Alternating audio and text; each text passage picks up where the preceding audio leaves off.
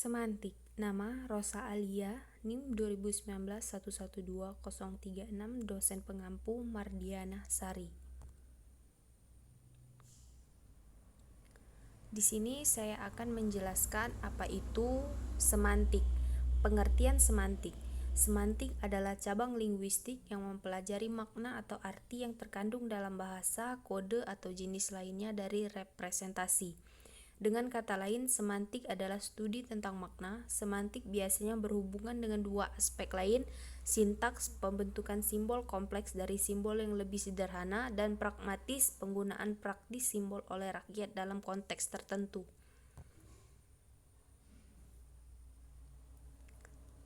Hakikat semantik. Secara umum, semantik mengandung pengertian studi tentang makna bahasa.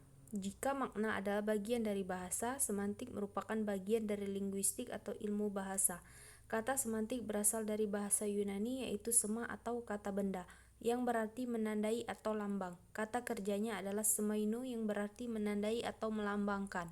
Kemudian, semantik disepakati sebagai istilah yang digunakan dalam bidang linguistik untuk mempelajari hubungan antara tanda-tanda linguistik atau intralingual dan sesuatu yang ditandainya atau ekstralingual.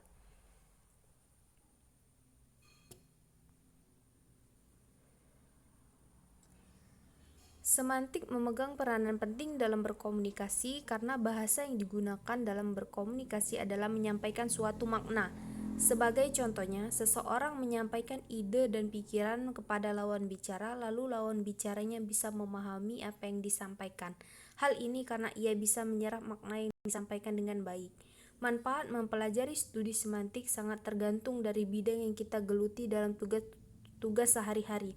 Seorang wartawan, reporter, atau orang-orang yang berkecimpung dalam dunia persurat kabaran dan pemberitaan akan memperoleh manfaat praktis dari pengetahuannya tentang semantik. Untuk mempermudah pemahaman, perlu kiranya dijelaskan dulu perbedaan antara lambang dan tanda. Lambang adalah jenis-jenis tanda, dapat berupa bunyi, gambar, warna, gerak-gerik anggota tubuh, dan sebagainya yang secara konvensional digunakan untuk melambangkan atau menandai sesuatu. Misalnya, kata yang berbunyi digunakan untuk melambangkan sejenis binatang berkaki empat yang biasa dikendarai dan warna merah dalam lampu lalu lintas untuk melambangkan tidak boleh berjalan terus. Adapun yang disebut dengan tanda adalah sesuatu yang menandai sesuatu yang lain. Misalnya, asap hitam membumbung tinggi di kejauhan adalah tanda adanya kebakaran, atau rumput-rumput di halaman basah adalah tanda telah terjadinya hujan yang sebagainya. Jadi bisa disimpulkan bahwa lambang itu bersifat konvensional, sedangkan tanda bersifat alamiah.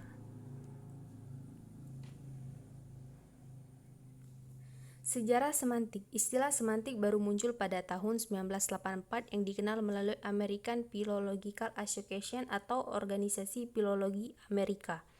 Dalam sebuah artikel yang berjudul Replicated, Manage a Point in Semantic, istilah semantik sendiri sudah ada sejak abad ke-17. Semantik sebagai subdisiplin linguistik muncul pada abad ke-19. Pada abad ini, para ahli bahasa mulai berminat tentang perubahan makna.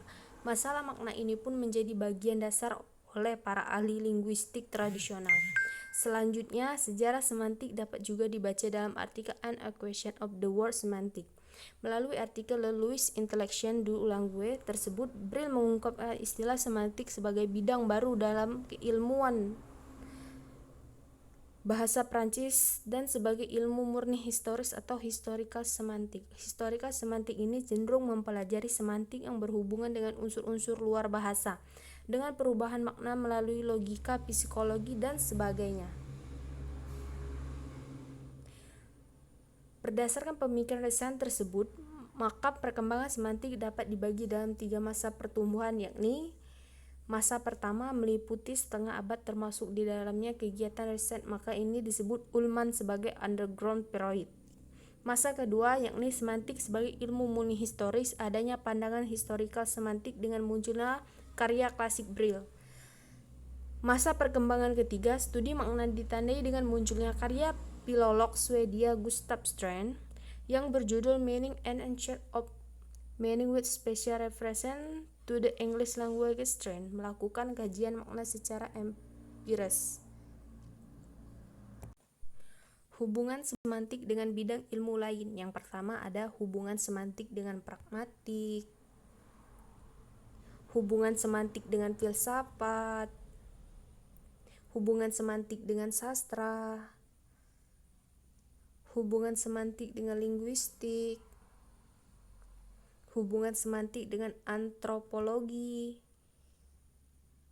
hubungan semantik dengan religi.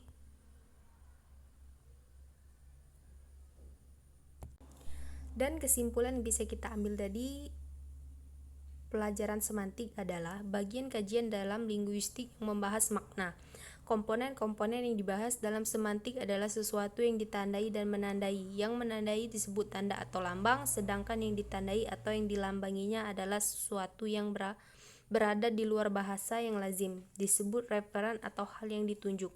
Manfaat semantik bagi pemakaiannya bergantung pada bidang yang digeluti seseorang. Dalam sejarah linguistik, selain semantik dikenal juga istilah semiotika. Beda kedua bidang ilmu tersebut adalah objek studi semantik mengkaji makna yang ada dalam bahasa, sedangkan objek studi semiotika mengkaji makna yang ada dalam sebuah sistem lambang dan tanda. Dalam sejarah perkembangannya, semantik dimulai sejak abad ke-17. Kemudian, semantik berkembang dan menjadi ramai dibicarakan pada pertengahan dan akhir abad ke-12. Masa perkembangan semantik terdiri atas 3 masa, yakni masa yang dikenal dengan underground period, masa historical semantik dan membahas hubungan semantik dengan unsur di luar bahasa, dan masa yang menjadi pandangan aliran strukturalisme yang memiliki beberapa pandangan berbeda dengan masa-masa sebelumnya. Itu saja. Terima kasih.